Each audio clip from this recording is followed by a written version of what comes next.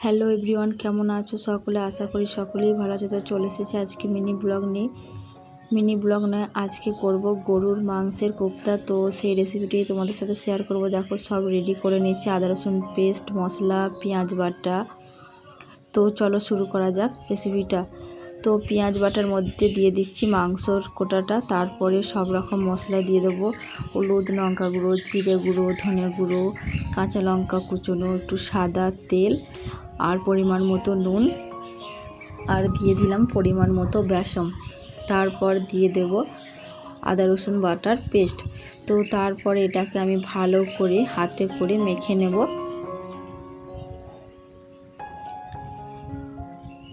এই দেখো আমার এটা একদম মাখা কমপ্লিট হয়ে গেছে। তো এবার আমি দেখো গোল গোল করে গুটি গুটি করে নেব, ছোট ছোট করে, কেননা কড়াই বসিয়ে দিয়েছি তেল গরম করতে, আগেই করে নিচ্ছি গুটিটা।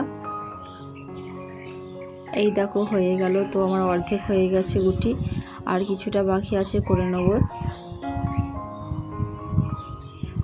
কড়াই দেখো তেলটা গরম হয়ে গেছে, আর এদিকে হচ্ছে প্রচুর পরিমাণে বৃষ্টি। তো বেশি হবে না, ওই 2 কড়াই মতো হবে। তো দুবার দিলেই কমপ্লিট হয়ে যাবে আমার ভাজা। তো দেখো তেল গরম হয়ে গেছে, তো আমি দিয়ে দিলাম। তো এক পিঠটা হলে আরেক পিঠটা উল্টে দেবো ভালো করে। আর গ্যাসের ফ্লেমটা লো ফ্লেমে আছে, কেননা ভিতরটা না হলে কাঁচা থেকে যাবে। এই দেখো লাল লাল হয়ে গেছে। আর একবার দেখাচ্ছি তোমাদের, বাইরে বৃষ্টি হচ্ছে কতটা পরিমাণে। তো আমার ভাজা হয়ে গেছে একবার কমপ্লিট। দেখো এই ছাঁচাটাই তুলে নিলাম তেল ঝরতে, তারপর দেখো ভেজে তুলে নিলাম। তো এক কড়াই ভাজবো একটু ভালো করে, আর এক কড়াই একটু অল্প ভেজে রেখে দেবো, কেননা আমাদের ফ্রিজ নেই, তো পরের দিন আবার গরম করে খেতে হবে। তো তাই আজকে হালকা ভেজে রাখবো, আর কালকে আবার ভেজে নিলেই হয়ে যাবে। দেখো আমার ভাজা হয়ে গেছে। আর এদিকে দেখো হচ্ছে মুষলধারে বৃষ্টি, একদম চারিদিকে কাদা কাদা, আমাদের বাড়ির পিছনটাও কাদা।